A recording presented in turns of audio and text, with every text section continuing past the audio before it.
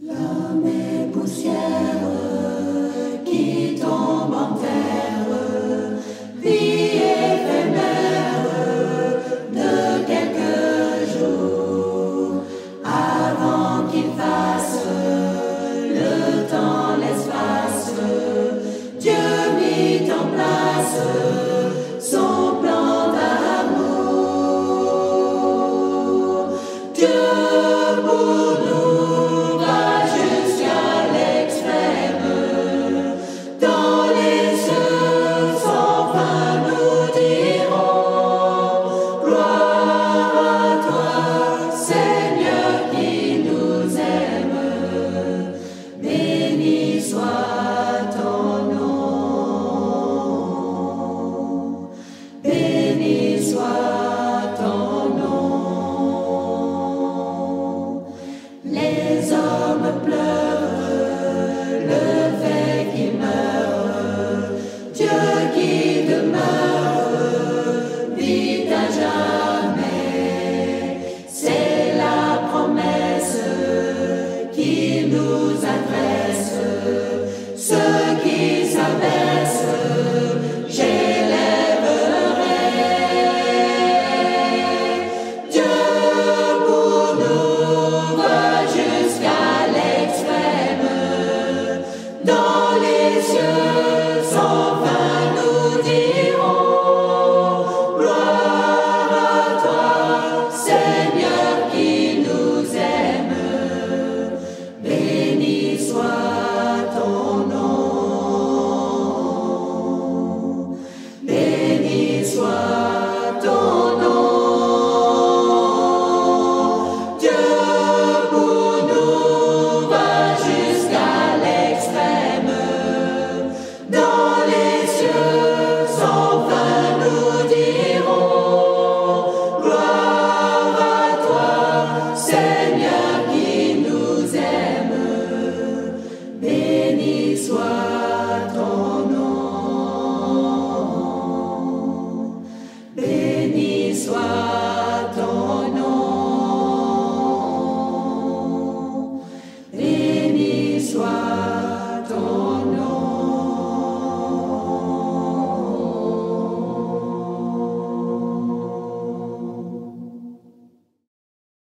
Alors bonsoir à vous tous, c'est une joie d'être ensemble pour louer notre Seigneur et pour aussi partager le repas du Seigneur, pour prier ensemble et pour ouvrir la parole et apprendre de la vie de Jésus et de ce qu'il a fait. Et ce soir, nous continuons avec cette série de récits dans Matthieu chapitre 21, où Jésus entre à Jérusalem pour accomplir le dessein de Dieu en venant comme roi, mais roi qui va donner sa vie pour le peuple et pour le monde entier. Et l'histoire que nous allons voir ce soir est très intéressante, c'est très court, dans Matthieu chapitre 21, les versets 18 à 22. Mais c'est un passage sur lequel on me questionne assez souvent en tant qu'enseignant, parce que c'est une de ces histoires qui nous dérange en tant que chrétiens, en tant qu'admirateurs et disciples de Jésus, et parfois nous lisons cette histoire et nous ne savons pas vraiment comment elle colle avec la personne de Jésus que nous connaissons. Et donc je crois que ça vaut la peine, même si c'est un petit passage, de prendre du temps pour comprendre ce que fait Jésus dans ce récit. Et donc c'est Matthieu 21, les versets 18 à 22. Le matin, en retournant à la ville, il eut faim. Il vit un figuier sur le chemin et s'en approcha. Mais il n'y trouva que des feuilles. Et il dit, « Qu'aucun fruit ne naisse jamais plus de toi. » Et à l'instant, le figuier sécha. À cette vue, les disciples furent dans l'admiration et dirent, « Comment ce figuier a-t-il séché en un instant ?» Jésus leur répondit, « En vérité, je vous le dis, si vous aviez de la foi, et si vous ne doutez pas, non seulement vous ferez ce qui a été fait à ce figuier, mais quand vous diriez à cette montagne, ôte-toi de là et jette-toi dans la mer, cela se ferait. Tout ce que vous demanderez avec foi par la prière, vous le recevrez. » Nous lisons cette histoire, et même on m'a questionné sur ce passage il y a 2 ou 3 semaines même, mais avec une certaine consternation. Et j'aime appeler cette histoire l'histoire gênante du figuier maudit. Et pourquoi, nous posons la question en lisant cela, pourquoi est-ce que Jésus s'acharne sur ce pauvre figuier? Nous avons 2 figuiers dans le jardin, et si vous voulez être un peu inspiré par cette histoire, à la fin du culte, vous pouvez aller regarder ces figuiers et vous verrez des belles figues qui poussent dessus et les oiseaux qui aiment en profiter aussi. Mais ici, Jésus voit un figuier et il s'en approche, mais là, il ne trouve pas de figues. Et donc, Jésus maudit le figuier et le figuier meurt. Et soyons clairs, Jésus vient de tuer ce figuier. Et pourquoi Jésus a-t-il tué un figuier? Bon, parfois, on trouve l'explication que c'est trop tôt dans la saison, au mois d'avril, pour avoir des figues, mais peut-être qu'il y avait les prémices des figues ou quelque chose qui était là. Mais Marc nous gêne un peu avec cette explication, parce que dans Marc chapitre 11 au verset 13, où il raconte cela, il dit « Il n'a pas trouvé de figues, car ce n'était pas la saison des figues. » Et donc, j'aimerais quand même souligner que ce n'est pas la faute du figuier ici non plus. Et pourtant, Jésus vient, il ne trouve pas de figues sur ce figuier qui n'était pas censé en avoir selon la saison et selon les règles botaniques, et il dit que plus aucune figue ne pousse de toi, et le figuier meurt. Alors, j'aimerais souligner quelque chose. Tout ce qui existe dans ce monde a été créé en Christ et pour Christ. Et nous croyons cela. D'accord? C'est ce que la Bible enseigne. Et donc, le figuier appartient à Jésus, et tout comme nous ne critiquerions pas le propriétaire d'un terrain qui va couper un cerisier parce qu'il ne désire plus l'avoir, dans un certain sens, Jésus a le droit de faire ce qu'il veut avec ces plantes qui lui appartiennent. D'accord? Donc il y a cela. Mais il y a quand même quelque chose qui nous dérange un peu. Si le seul but de Jésus ici, c'est de montrer aux disciples la portée et l'importance de la foi, et d'une parole qui est prononcée avec confiance dans la puissance du Seigneur, il aurait pu faire d'autres choses. Guérir un aveugle, par exemple, et montrer l'importance de la foi. Pourquoi tuer ce pauvre figuier? Cela nous semble, à première vue, presque gratuit comme geste. Et donc, il faut comprendre, déjà en regardant ce passage, et c'est normal, si ça nous dérange un peu au début, que le geste de Jésus ici n'est pas gratuit. Un commentateur que j'ai lu a dit « Il s'agit ici du seul miracle purement destructeur de Jésus dans tous les évangiles. » Mais il y a une raison pour cela. Et en fait, Jésus, il va enseigner 2 choses à travers ce miracle. La deuxième chose que nous reconnaissons dans les Écritures, c'est un enseignement sur la foi et sur la prière avec la foi qui est adressée aux disciples. Mais il y a une autre chose qu'il ne faut pas manquer non plus, sinon cette histoire restera gênante pour nous pour toujours. Et nous ne voulons pas cela non plus. Nous voulons comprendre ce que fait Jésus. Pour rappel, il faut que nous comprenions que les miracles de Jésus sont plus qu'une démonstration du pouvoir de Jésus, sont plus qu'un outil pour attirer les gens vers lui, et sont plus même que des manifestations de la compassion de Jésus. Tout cela est vrai, mais les miracles de Jésus ont aussi une fonction pédagogique. D'accord? C'est-à-dire ce sont des outils d'enseignement que les disciples en particulier, les Écritures nous le disent, les disciples en particulier sont censés comprendre ces miracles et ce qui révèle au sujet de Jésus, au-delà de sa capacité de les faire. N'importe qui, pas juste les disciples, peuvent reconnaître que Jésus peut faire des miracles. Mais pourquoi le fait-il? Et dans ce cas précis, nous avons une fois de plus un miracle qui est plus qu'un miracle, mais qui est en fait un signe ou un enseignement de Jésus à travers ses actions. Il s'agit d'abord d'un geste prophétique, d'un enseignement à travers les actes qui symbolise quelque chose de spirituel. Et ici, je vais vendre la mèche, le miracle de Jésus où il maudit le figuier et le figuier meurt, c'est un enseignement au sujet du temple et de la religion stérile des Juifs au temps de Jésus, qui attendent le mauvais Messie et qui ont un temple qui est rempli de corruption et d'une stérilité spirituelle plutôt que des fruits pour Dieu. Et comment savons-nous que c'est cela qui se passe? Bon, la première chose, c'est quand on lit l'Ancien Testament, nous trouvons en particulier dans les prophètes la comparaison du peuple d'Israël à des plantes fruitiers, en particulier 2. Le premier, c'est la vigne, et sans doute cela vous dit quelque chose, mais le deuxième, moins connu mais aussi présent, c'est le figuier. Et par exemple, nous lisons Osée chapitre 9, au verset 10, ceci. Dieu dit « J'ai trouvé Israël comme des raisins dans le désert. J'ai vu vos pères comme les premiers fruits d'un figuier. Mais ils sont allés vers Baal-Péor, ils se sont voués à l'infâme idole. et ils sont devenus abominables comme l'objet de leur amour. Ici, le prophète, en parlant de la part de Dieu, dit « Je t'ai vu comme des arbres fruitiers, des bons arbres fruitiers, mais vous êtes devenus pourris à travers votre idolâtrie. » Et cette image se retrouve donc dans les prophètes, dans l'enseignement des prophètes, qu'Israël est un arbre fruitier, mais trop souvent un arbre qui ne porte pas ses fruits. Et Jésus reprend ces images. Et c'est intéressant, l'histoire du figuier maudit se retrouve dans Marc et dans Matthieu. C'est eux qui le racontent. Luc ne raconte pas cette histoire, mais il nous rapporte une parabole que les deux autres ne mentionnent pas. Peut-être parce que c'était suffisant d'avoir ceci de la part de Jésus. Mais dans Luc 13, les versets 6 à 9, Jésus enseigne sur les figuiers. À propos des figuiers. En fait, c'est pas les figuiers, comme vous allez voir. Luc 13, versets 6 à 9. Jésus dit aussi cette parabole. Un homme avait un figuier planté dans sa vigne. Il vint y chercher du fruit et n'en trouva pas. Alors il dit au vigneron, « Voilà 3 ans que je viens chercher du fruit à ce figuier, et je n'en trouve pas. Coupe-le, pourquoi occupera-t-il la terre inutilement ?»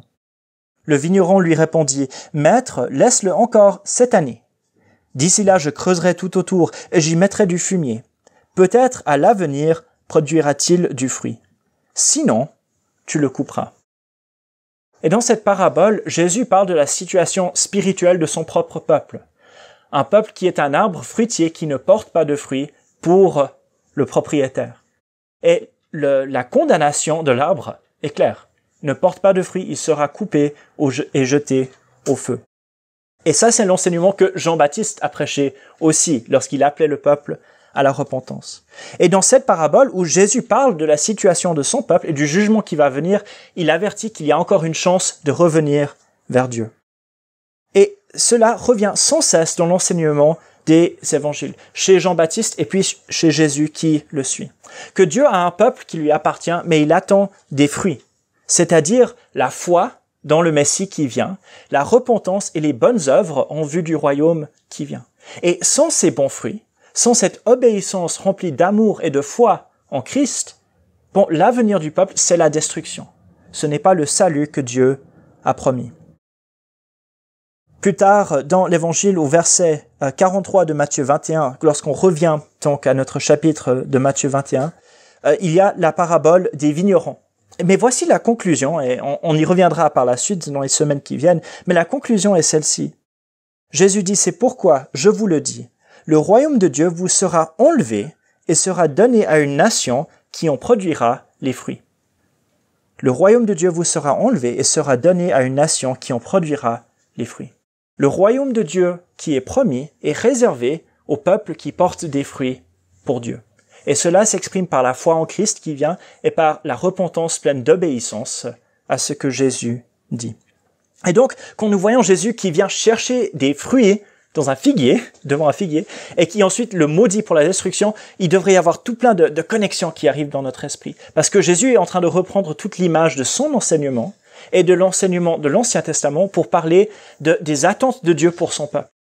Dieu attend des bonnes œuvres, Dieu attend la foi, Dieu attend l'amour de la part de son peuple. Et là où il ne le trouve pas, il va couper et il va détruire cette plante qui ne porte pas de fruits.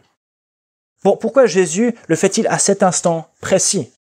Bon, nous avons vu la semaine passée avec papa que Jésus vient de monter au temple.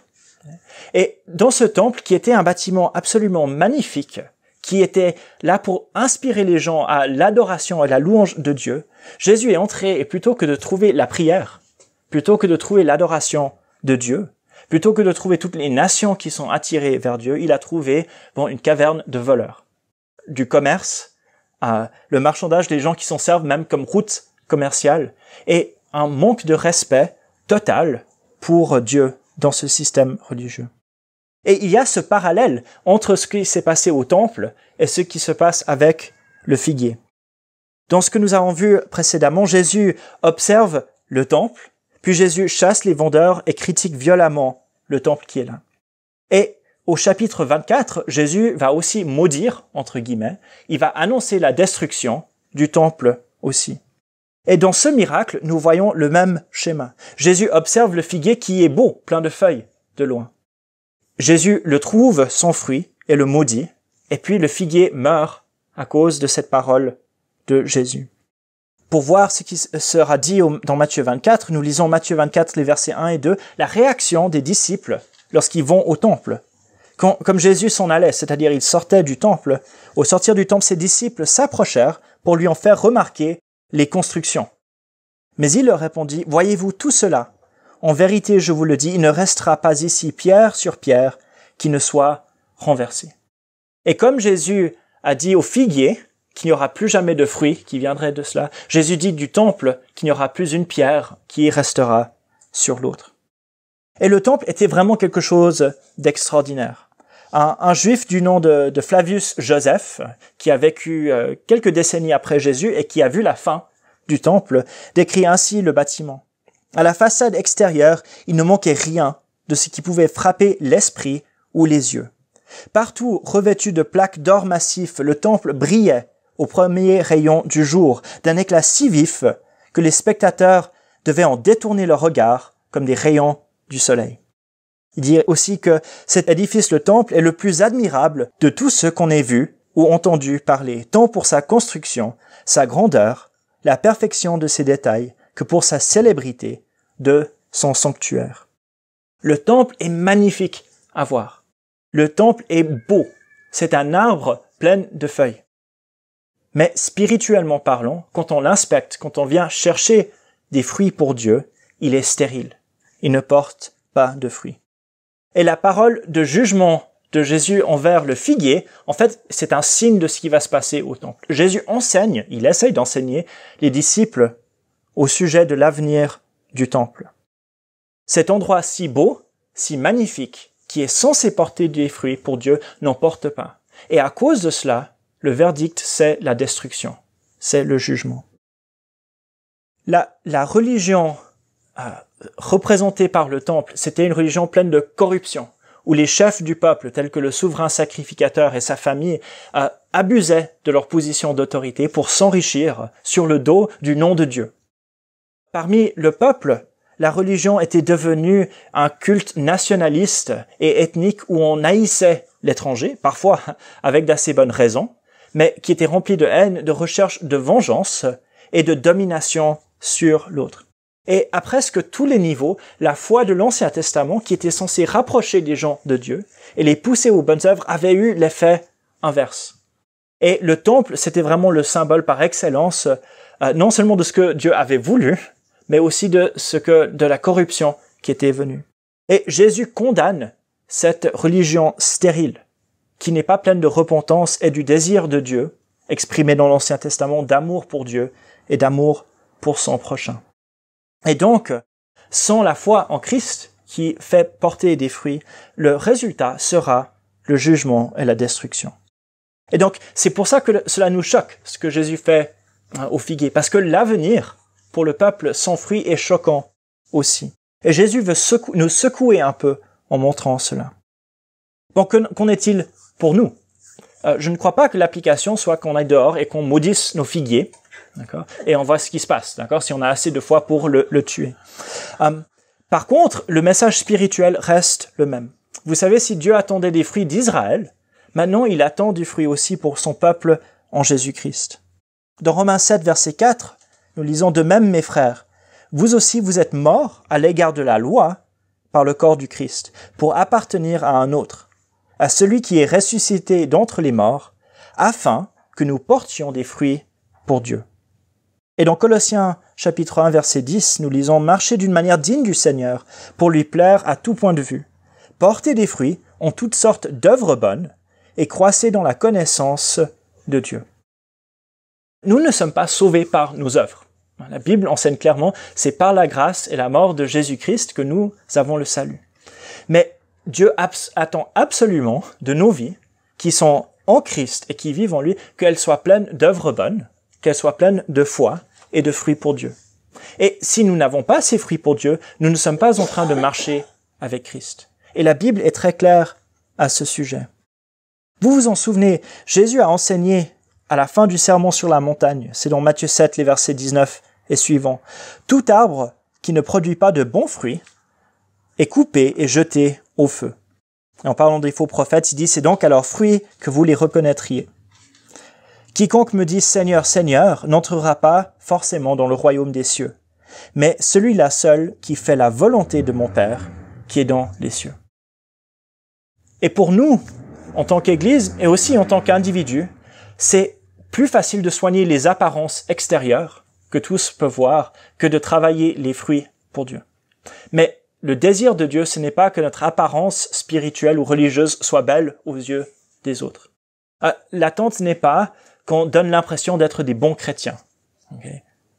Le désir pour Dieu, c'est que nos vies soient remplies de fruits pour lui, de bonnes œuvres, de paroles qui louent Dieu, d'actions qui servent et qui aiment notre prochain, de foi en Dieu dans les circonstances difficiles, de témoignages, de compassion, de générosité, de pardon, d'hospitalité.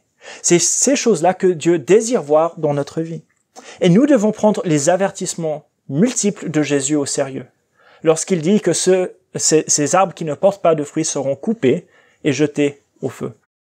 C'est facile de prendre ces paroles et de les appliquer aux autres, soit dans le passé, soit autour de nous. Mais ces paroles sont pour nous aussi individuellement. Et d'abord pour nous. Et nous sommes appelés à examiner nos vies et chercher des fruits pour Dieu. Et donc ça, c'est la première chose. Et la deuxième chose que nous voyons ici, c'est cet enseignement non seulement au sujet du temple, mais au sujet de la foi des disciples. C'est quand même intéressant de voir la réaction des disciples. Eux, ils disent pas, bon, qu'est-ce que cet arbre t'a fait, Jésus, pour que tu le tues? Ils sont ébahis, épatés par la puissance de Jésus. Et je vais relire Matthieu 21, les versets 21 et 22. Jésus leur répond, en vérité, je vous le dis, si vous aviez de la foi, et si vous ne doutiez pas, non seulement vous feriez ce qui a été fait à ce figuier, mais quand vous diriez à cette montagne, ôte-toi de là et jette-toi dans la mer, cela se ferait. Tout ce que vous demanderez avec foi, par la prière, vous le recevrez. Il y a ici une leçon, d'abord pour les disciples et aussi pour nous, au sujet de la foi et de la prière. Les disciples manquent de foi en Jésus. Et ils manquent de foi en ce que Jésus est en train de faire et la puissance de Dieu. Nous le savons parce que sans cesse, Jésus leur dit cela.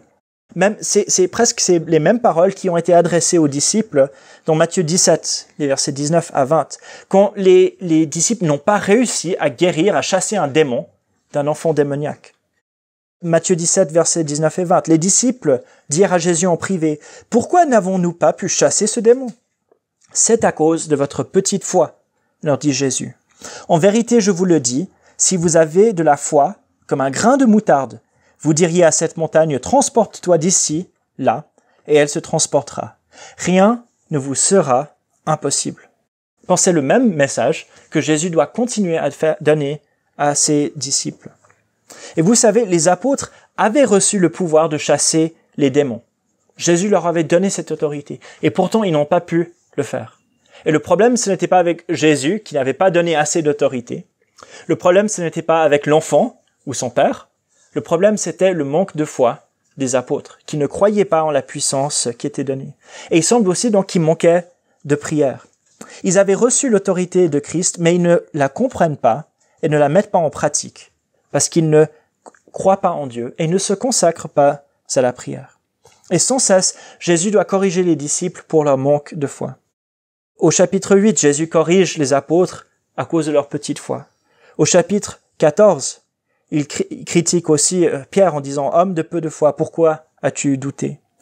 Au chapitre 16, dans la barque, il dit aux disciples qui se posent des questions sur le pain « Gens de peu de foi, pourquoi n'avez-vous pas... pourquoi parlez-vous de cela parce que vous n'avez pas pris de pain ?» Et sans cesse, Jésus appelle les disciples, les apôtres, les héros de l'Église, des gens de peu de foi. Et ils n'avaient pas encore compris et n'avaient pas encore fait confiance dans l'autorité que Christ leur avait donnée. Et donc, ils voient Jésus faire mourir ce figuier et ils sont impressionnés parce qu'ils n'ont toujours pas compris la puissance de Dieu qui agit en Christ. Bon, Jésus leur dit, tout ce que vous demandez avec la foi par la prière, vous le recevrez. Vous pouvez faire la même chose à ce figuier. Vous pouvez même dire à cette montagne de se déplacer. Et il faut savoir, j'ai un peu étudié l'histoire de l'Église et vous savez, il n'y a pas eu d'épidémie de mort de figuier là où l'Église s'est répandue. À ma connaissance, aucune montagne n'a été détruite par l'Église à travers les siècles. Et il semble ici que Jésus n'est pas en train de dire « allez, détruisez des montagnes par des paroles de foi » ou « rasez des forêts entières de figuiers » ici. Mais Jésus est en train de dire aux disciples « vous ne vous rendez pas compte de la puissance qui a été donnée. Vous ne vous rendez pas compte de cela. Vous ne savez, vous voyez une limite qui n'est pas vraie dans la puissance de Dieu qui agit en vous. » Et sur la prière aussi, n'est-ce pas? Il leur manque cette prière au verset 22. Tout ce que vous demandez avec foi par la prière, vous le recevrez. Ils n'avaient pas une vie de prière qui cherchait Dieu à ce moment-ci. J'ai fait une recherche, vous savez, pour trouver combien d'exemples nous avons de disciples qui prient dans les évangiles. Non pas d'enseignement de Jésus au sujet de disciples qui prient, mais d'exemples de disciples qui prient dans les évangiles. Vous savez combien il y en a? 0.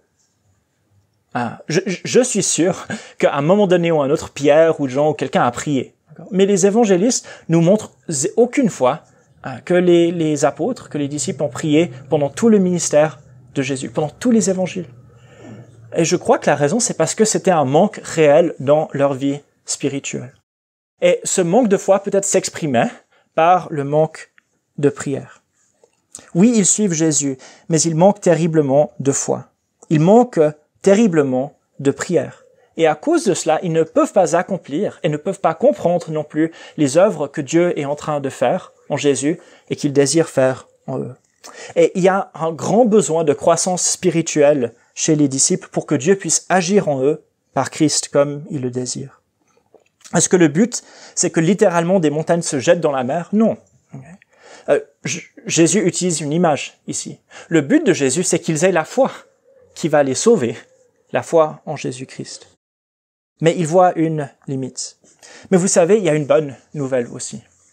Après la résurrection et après l'ascension, nous lisons le livre des Actes. Et Luc, qui ne nous a rapporté aucune prière des disciples, qu'est-ce qu'il nous dit dans Actes chapitre 1, verset 14?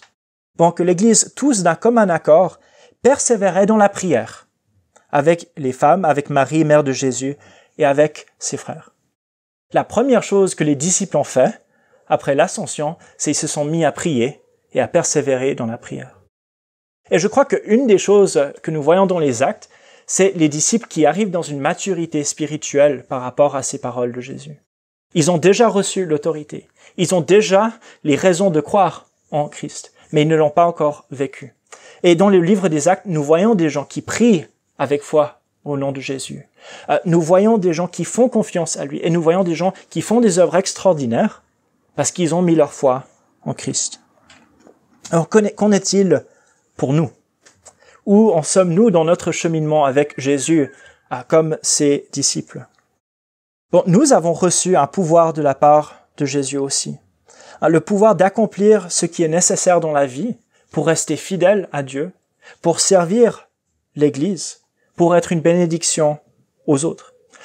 Chacun d'entre nous, quelles que soient nos capacités selon les critères du monde, nous sommes capables de faire ce que Dieu attend de nous. Nous sommes capables de servir. Nous sommes capables de travailler pour le royaume. Et nous ne pouvons pas nous dire « ce n'est pas pour moi, c'est pour les autres », parce que nous avons reçu cette puissance de Dieu. Mais avons-nous la foi de nous mettre au service de Dieu? Est-ce que nous prions que Dieu se serve de nous? Nous avons reçu la promesse de Dieu qu'il va toujours prendre soin de nous, que nous ne devons pas nous soucier de la nourriture, du vêtement, du logement et de ces choses-là. Est-ce que nous vivons avec crainte pour ces choses ou est-ce que nous vivons avec foi? Et face à une société qui est de moins en moins en accord avec la parole de Dieu et sa volonté, est-ce que nous avons la foi pour suivre Dieu plutôt que les hommes ou non? Alors si nous vivons en cherchant la foi, la réponse à ces questions, c'est que nous allons servir Dieu et faire confiance à sa puissance en nous. Nous n'allons pas nous inquiéter pour le lendemain. Nous allons oser parler au nom de Christ, même lorsqu'il y a un risque personnel. Et c'est ce genre de foi que Dieu désire pour nous. Et c'est une foi qui peut déplacer des montagnes. Et le désir pour Dieu, il nous appelle à la prière. Éphésiens 6, verset 18 nous dit « Priez en tout temps par l'Esprit, avec toutes sortes de prières et de supplications. Veillez-y avec une entière persévérance. Priez pour tous les saints. » Et Dieu nous appelle à une vie de prière. Ne soyons pas comme les apôtres qui n'ont pas laissé trace de prière pendant toute leur vie de service avec Jésus avant sa résurrection. Soyons au contraire des personnes qui, face à l'épreuve, face à la difficulté, aux craintes, aux besoins de servir, que nous soyons des personnes qui prient en tout temps. Est-ce que c'est facile de prier en tout temps? Bon, sans doute non. Sinon, il n'y aurait pas besoin de nous rappeler de le faire dans les Écritures. Mais que notre réflexe dans la vie, lorsque des mauvaises choses nous arrivent, lorsque des bonnes choses nous arrivent, soit toujours la prière. Et que nous soyons remplis, comme dit Paul, avec toutes sortes de prières et de supplications. Les supplications, ce sont donc des requêtes à Dieu pour les besoins. Et que nous persévérions dans la prière. La prière, c'est un aspect de notre vie dans lequel nous devons continuer. Prions sans cesse pour l'Église, les uns pour les autres. Pas juste pour notre santé physique, même si nous prions pour cela, mais pour notre santé spirituelle, que nous croissions dans la foi, dans l'espérance et dans l'amour. Prions pour nos familles, pour nos femmes, nos maris, les enfants. Prions pour nos voisins, pour nos amis qui ne connaissent pas Christ encore. Prions que Dieu ouvre des portes pour que nous partagions l'Évangile. Et prions que Dieu nous garde fidèles jusqu'au bout. Prions que Dieu nous ouvre les yeux pour voir les bonnes œuvres et ses fruits que nous pouvons porter pour lui. Nous avons besoin de cette vie de prière. De prier ensemble lorsque nous sommes réunis et de prier seul avec notre Père chaque jour. Et si nous voulons grandir dans la foi, si nous voulons grandir dans l'œuvre que Dieu a prévue pour nous, nous devons avoir cette vie de prière. Si nous prions avec foi, dit Jésus, et il ne parle pas de la foi dans nos propres prières, mais dans la foi en Jésus, sa puissance en qui il est, nous savons et nous croyons que Dieu agira au-delà de tout ce que nous pouvons imaginer dans notre vie.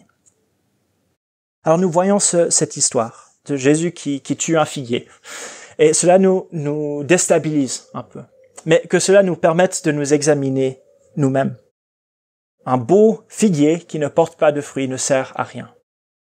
Nous désirons être de beaux êtres humains, de belles personnes, mais qui portent des fruits pour Dieu. Pas par ce qui est externe, mais ce qui est interne, par un cœur qui le cherche. Ce que Dieu attend de nous, c'est des fruits pour Dieu. Et comment allons-nous faire pour porter ces fruits? Bon, Jésus donne la réponse. C'est par la foi en Christ et sa puissance qui agit en nous. Par une prière persévérante en Dieu et dans la foi. Alors que cela soit vrai pour nous en tant que disciples de Christ.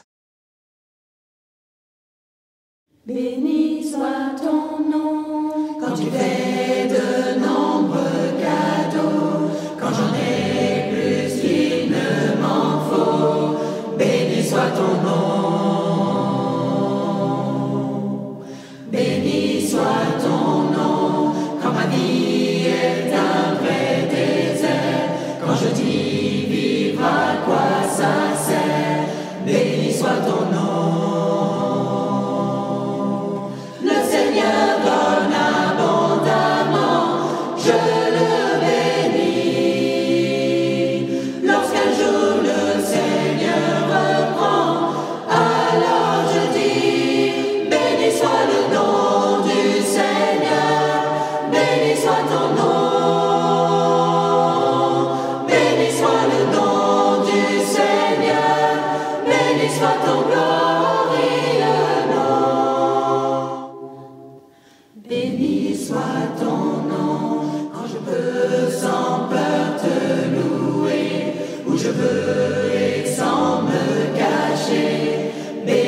Ton nom, béni soit ton nom, si ma foi m'amène à souffrir, si je dois tout perdre et mourir, béni soit ton nom. Le Seigneur donne abondamment, je le bénis, lorsqu'un jour le Seigneur